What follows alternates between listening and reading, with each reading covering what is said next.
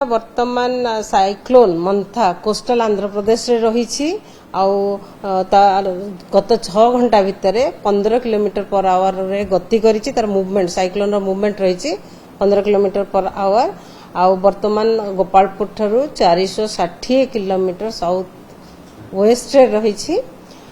एबे वर्तमान मूव करिबो उत्तर उत्तर पश्चिम दिग को। आउ दुर्बल होइकी आगामी 3 घंटा भितर डीप डिप्रेशन तार 6 घंटा भितर डिप्रेशन होबार संभावना रही।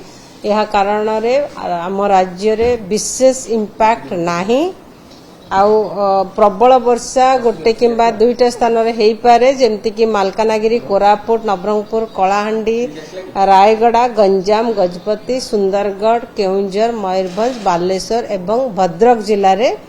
आउ पवन गति मध्य बहुत कमी जीवो। पवन गति रहिबो 45 रु 55 kilometre per hour, gusting to 65 kilometre per hour Malkangiri एवं कोरापुट जिले रे।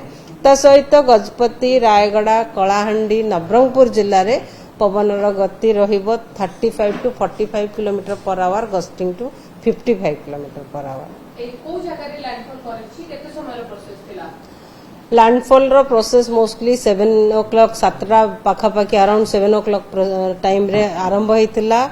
आउ गोटे पर्यंत सेटा रहितिला लैंडफॉल प्रोसेस। आउ लैंडफॉल टाइम ता राति रे रहिला। हम जेमति कहितिलु इवनिंग किंबा राति रे लैंडफॉल रहिबो, सेही हिसाब रे फोरकास्ट हिसाब रे लैंडफॉल प्रोसेस भी हेइतिला। आउ वर्तमान जब देखिबा डेटा जो रेनफॉल डेटा कंप्लीट डेटा एपर्यंत आसीने आसिले आपन को ब्रीफ करा जिवो। आउ आम स्टेशन रे जो माने हमर जो ऑब्जर्वेटरी रे जति जति रेकॉर्ड हेछि सेटा हम कहि परबी।